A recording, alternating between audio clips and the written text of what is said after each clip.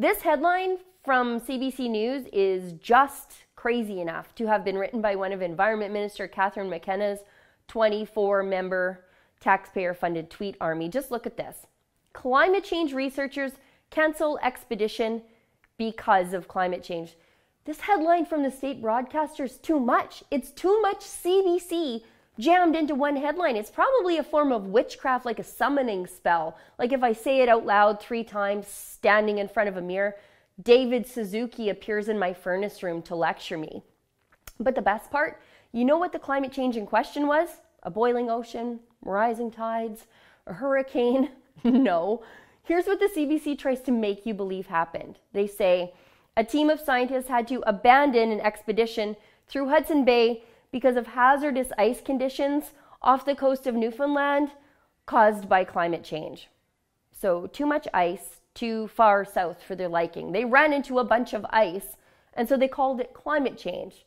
It's a neat little trick they do, calling everything inconvenient or any weather that deviates from, I don't know, room temperature climate change. Too hot, climate change. Too cold, climate change. Rain, drought, climate change, climate change. If everything is climate change, then nothing is climate change. It actually reminds me of the Salem witch trials, where vehement denial of being a witch was then proof of being a witch. Everything is proof of whatever you want it to be now.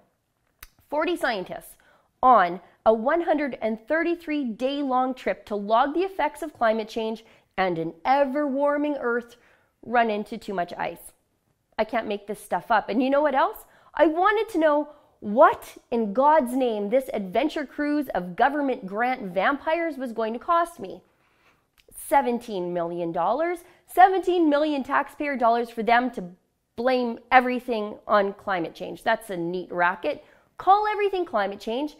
Get a grant for $17 million to document climate change. Find ice. Call it climate change. Wash, rinse, repeat. But deep in the article, the truth is laying half murdered, nearly strangled to death by the CBC. The ice didn't stop the researchers. They were actually diverted for a search and rescue operation to help other smaller ships that were stranded because of there being too much Arctic ice so far south, ostensibly because of climate change. Also, wait a second here, I do have one last point. These climate change researchers are in the Arctic as the ice is breaking up, and they don't know where the ice is going to be. Like they couldn't use a drone, a helicopter, binoculars, radar, and some common sense, and they were outsmarted by ice, which is fine. It happens because nature's unpredictable. I get it.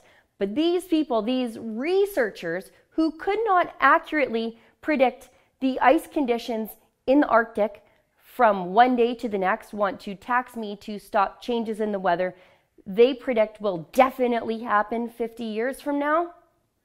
Seems legit. For the Rebel.media, I'm Sheila Gunn-Reid. At the Rebel, we don't get a huge taxpayer subsidy to stump for climate change. We rely on the generosity of people like you. To never miss a story, be sure to subscribe to our new Rebel Canada YouTube page.